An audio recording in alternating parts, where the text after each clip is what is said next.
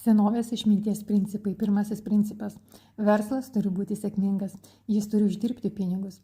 Amerikoje ir kitose vakarų šalyse vyrauja įsitikinimas, kad jeigu gyveni dvasingą gyvenimą, tai kažkodėl nėra gerai būti sėkmės lydimam ir daug uždirbti. Tačiau budizme ne pinigai yra blogis.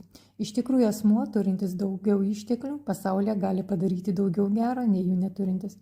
Čia svarbu, kaip uždirbame pinigus, ar suprantame, iš kur jie ateina ir kaip užtikrinti, kad jie ir toliau ateitų. Ir ar išlaikome sveiką požiūrį į pinigus.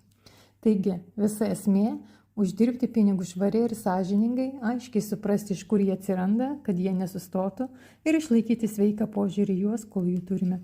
Jei laikomės šių principų, uždirbami pinigai visiškai dera su dvasiniu gyvenimo būdu, tiesą sakant, jie tampa dvasinio gyvenimo būdo dalimi.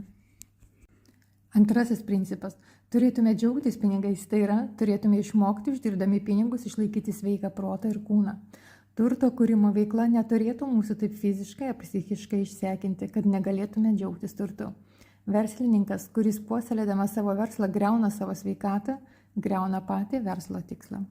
Trečiasis principas yra tas, kad pabaigoje turėtume galėti atsigręžę į savo verslo kūrimo metus, nuoširdžiai pasakyti, jog jie turėjo tam tikrą prasme. Kiekvienam žmogui užsiimančiam verslu turi ateiti verslo pabaiga iš esmės kaip ir paties gyvenimo pabaiga. Ir šioje svarbiausioje verslo dalyje pabaigoje, kai atsigręžiame atgal ir apžvelgiame viską, ką pasiekėme, turėtume matyti, kad elgiamės ir vystėme savo verslą taip, jog jis turėtų išliekamąją reikšmę ir palikti kokį nors gerą pėdsaką mūsų pasaulyje.